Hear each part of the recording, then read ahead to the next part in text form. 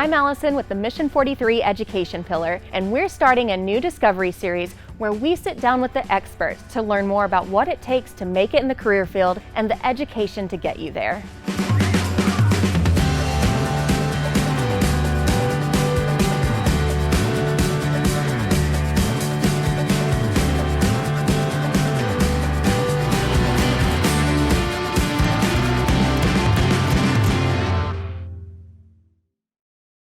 Shane, thank you so much for being here. Thanks for having me. I really appreciate it. Yeah, well, anytime that we can talk with the experts in any field is great, but aviation specifically. So I think I'm going to kick it off with, do you mind telling me a little bit about your background and what you do now?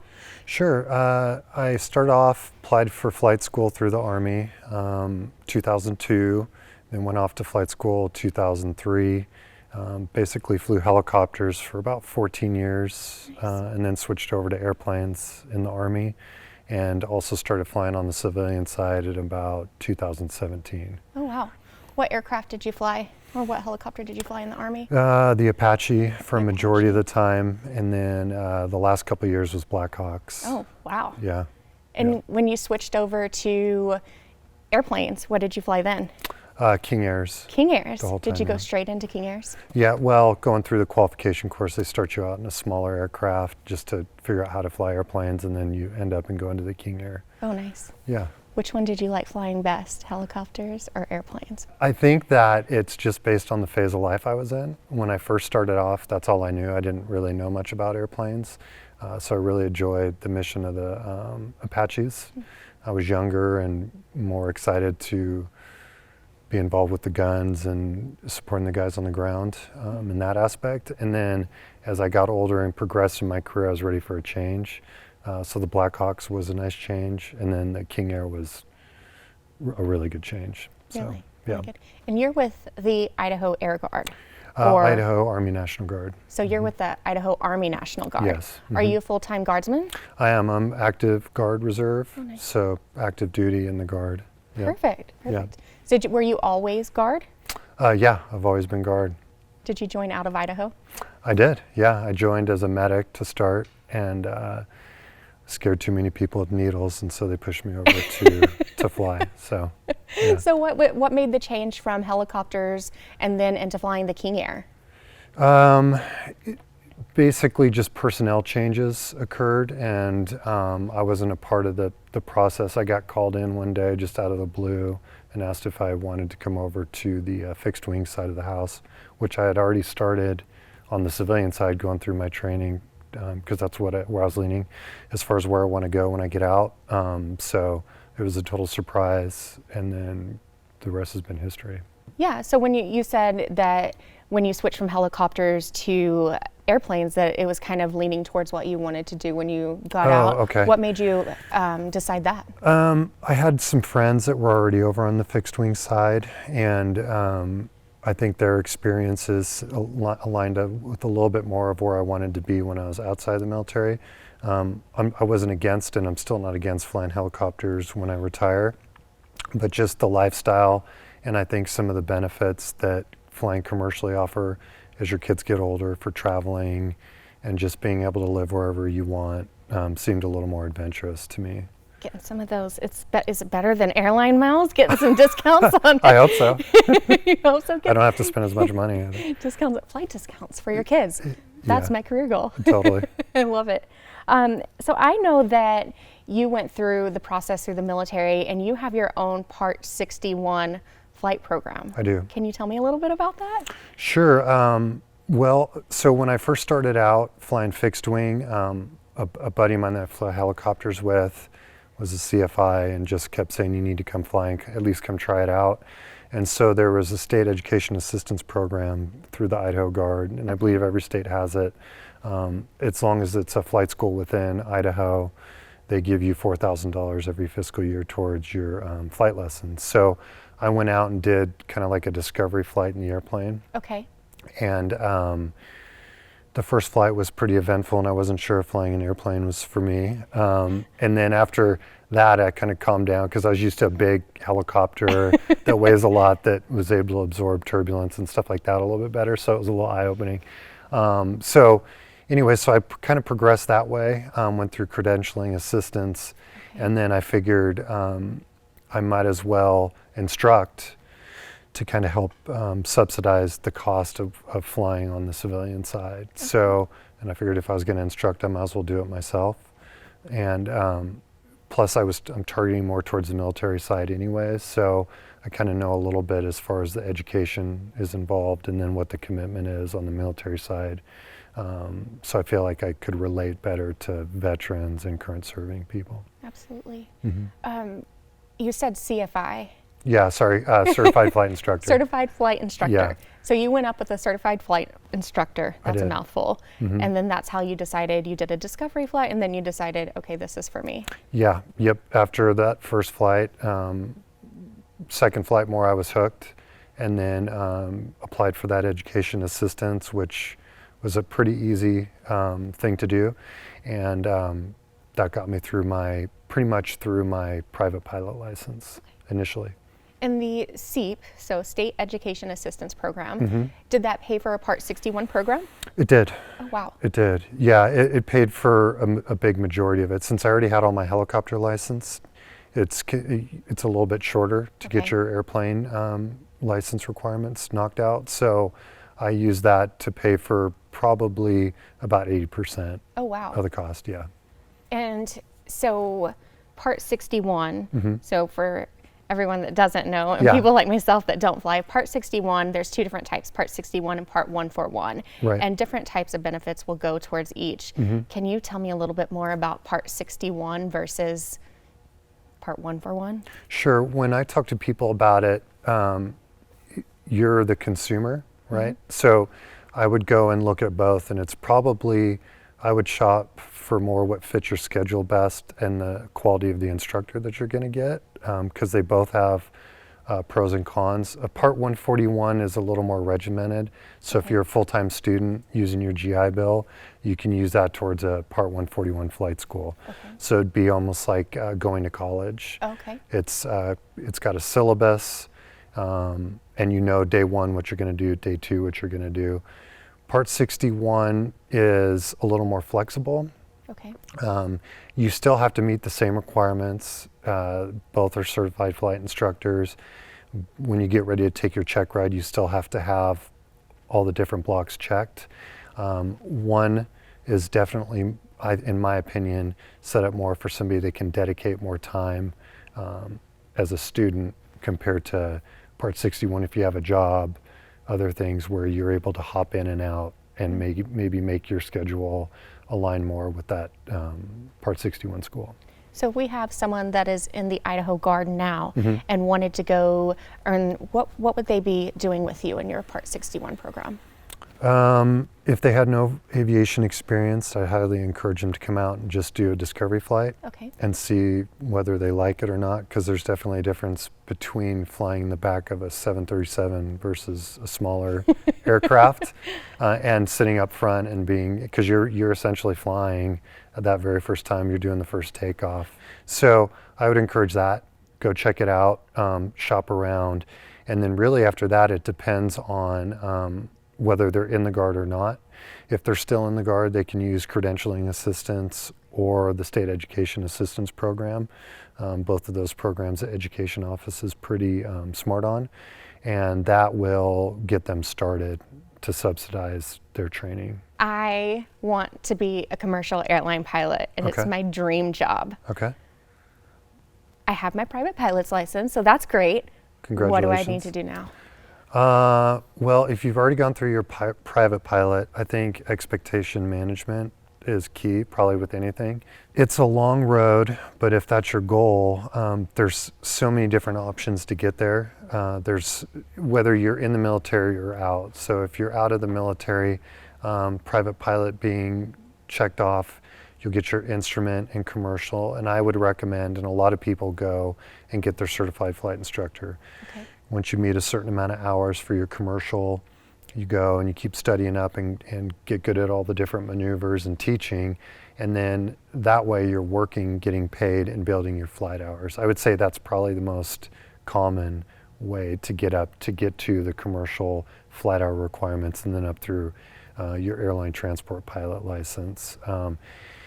The other way is to go up and get your commercial, and it's all about networking too. So if you know somebody that needs somebody to fly them somewhere, or there's guys that fly like and gals that fly the banners at the beach. Okay. There's people that do stuff like that. There's all kinds of different kind of jobs that you can do to build the flight time, because you've got that mark on the calendar or in your notes as far as 1,500 hours, say for instance for your airline transport pilot license.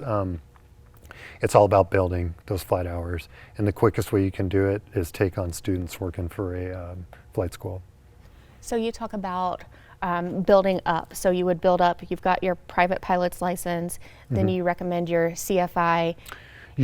So you'll probably transition from that to your instrument rating, which is about another 20 hours-ish. The thing about aviation and the numbers that are out there for meeting the requirements is that it's all proficiency based. And if you have your private pilot license, you've probably heard that. So you may hit the minimum amount of time, but you may need a little bit more on whatever it is phase of training you're in. So from the instrument, then you'd probably go to your commercial. Well, you would go to your commercial license, which it's about 250 hours. You have to have a certain amount of pilot and command time, cross-country time, so on and so forth. And then from there, that's when you'd transition into getting your certified flight instructor rating. And then after that, it's just continuing to build time up to, if you don't have any military time, it's 1,500 hours for your airline transport pilot. 1,500 hours. So I know we talk in hours for flight hours, but and situations are completely different for everyone. Absolutely. But what in timeline wise would you say someone's starting out, this is their dream job, this is a goal that they have, are they looking at months or years? Or? Well, I'd saying it depends, but it truly does depend. If you're going back to the 141 flight school, where if you're a student and your whole goal is to get your ratings as quickly as you can, get out and start instructing, then you can do it pretty quick. I would still say it's going to be a couple years. But if you're doing it part-time, you've got a job and other commitments, it's probably going to take a little bit longer, depending upon how committed you are to it. If you got, you can get sick, have an issue where you got to take a break, which happens often. Life happens, right? So I think that realistically, 2 to 5 years, I would say. 5 years being probably the longest, and 2 years being average, I would say, to get up to that 1,500 hour mark. And that 2 years, that's hustling, that's flying a lot. That's all you're doing. Flying. That's all you're doing is flying. We talked about SEAP and other military education benefits that are available, but they don't cover everything by any means. Can you give me an idea of the financial commitment that someone would be making if this is their goal? Private pilot, on average, is probably about $8,000 to $10,000. To get up to commercial, you're probably looking close to $30,000. And then it depends on whether you're instructing or not. So if you're instructing, all those flight hours are essentially free, because somebody else is paying, just like you just were, to get their training done, and you're logging your pilot and command time and your airplane total time, for instance. So if you go that route and all you want to do is instruct and not pay for it, then you're going to pay up through commercial and your flight instructor. Then after that, essentially, you wouldn't pay much more. It's hard to say 30 to 40,000 maybe up through there. With no flight experience, and then up through your airline transport pilot. Again, it depends on whether you're working for it or if you just want to write a check. That would be pretty expensive. Yeah, I can imagine. Yeah. Well, there's loans, there's scholarships. Absolutely. That's the funny thing is, although I had a ton of helicopter time and experience, and I was doing add-on, I still took full advantage of all the scholarships that are out there. The credentialing assistance, the state education assistance program. I applied for, there's a local association or a state association that has flight training, and I never thought that I'd actually get a scholarship with my experience that I had, but there's not that many people that apply for them. Really? And it's like college, you see there's all those unused scholarships out there. It's no different for aviation. You can just search the interwebs and find whatever kind of scholarship is out there, and you just keep applying, and worst they can say is no. Have to be willing to do the work to get the dollars. You have to be willing to do the work to get the dollars, for sure. What scholarship did you use? I used Idaho Aviation Association. I got the Sheprock Foundation scholarship. That's so awesome. $2,000 towards my flight instructor at the time is what I used. Nice. Used Wow. it for. Yeah. We also have a list of scholarships on our blog page. So Perfect. I'm going to have to add that one to it. That Yeah. is not on there. Yeah. No. And there's I know of one other person that flies helicopters out there that ended up and was flying for a regional airline that used the scholarship to help pay for his training to get to the regional airlines. We understand the financial commitment. Yeah. We understand the time commitment. Yes. But you always want a positive return on your investment. Yeah. What are our career opportunities out here in Idaho? Well, it depends on your aspirations. If we're just talking airplanes, there's obviously, like I talked about, you can become a flight instructor. So if your goal isn't to be flying big jets or flying for a corporate company or whatever, and you just want to fly on the side and you love teaching, that's a fantastic opportunity. There's tons of opportunities locally around the Boise area, and then statewide where you can flight instruct. So you got the big FedEx and UPS type carriers. There's also the smaller airplanes that are flying around to the smaller airports delivering packages, and those are typically a good spot to jump in once you have the right amount of flight time, obviously. But that's a great way to build flight time towards cargo if that's your goal. And I know that there's a company up north, up in Lewiston, I believe, that does that. And networking is everything. So as you're out flying around and going to these different airports, they'll have different flyers. You start talking, meeting people, and you never know, through word of mouth, you end up getting an interview. So there's a lot of those type opportunities out there locally.